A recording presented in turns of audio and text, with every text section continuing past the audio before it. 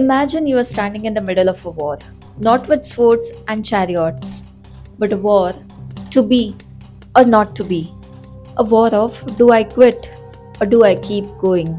A few thousand years ago, a warrior prince faced the same crisis, and the conversation that followed became humanity's ultimate life guide. But here's the secret: the Bhagavad Gita isn't religious, it's a manual for being human. Let's understand it in 5 minutes. The war of Kurukshetra is about to begin.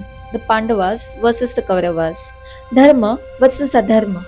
But when Arjuna, one of history's greatest warriors, sees his beloved family on the other side, his hands tremble, his bow slips. He says, Krishna, I cannot fight. Even if I win, I lose. What's the point then? Sounds familiar? That exam that feels impossible, that career choice that paralyzes you, that heartbreak that makes you want to give up. We all have been Arjuna, confused, overwhelmed, lost. And that's when Krishna speaks. Not just to Arjuna, but to every single one of us who's ever felt too small for our problems. Krishna says, your body is like a shirt. When it gets old, you change it. Does that mean you are gone? No. The soul is eternal. Then Krishna drops the most practical wisdom ever. Do your work, but don't be attached to the results. Without absolute devotion to what you are doing right now, you will not do anything significant in your life. Success and failure are like seasons. They come and they go. Don't let them distract you from what you are meant to do. This is Karma Yoga, the path of action without anxiety.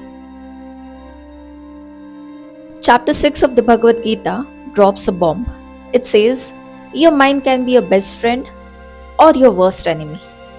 So here's an example. You plan to do yoga, 5 am, your alarm rings. But your mind whispers, oh, you slept late, you're tired. Maybe tomorrow, the mind playing saboteur. Someone's excelling in your field.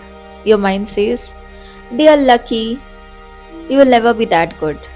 Krishna says, train your mind through meditation, good books, the right company. When your mind becomes your friend, you become unstoppable. But if you let it control you, it will lead to your downfall. Your mind is like a wild horse. You can either let it drag you wherever it wants, or you can learn to ride it.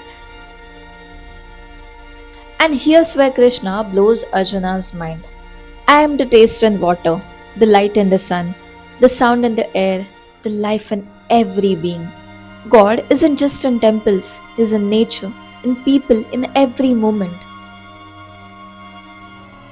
This isn't about weakness, it's about trust. Like a child runs to their mother without any fear, we can trust the divine with complete faith.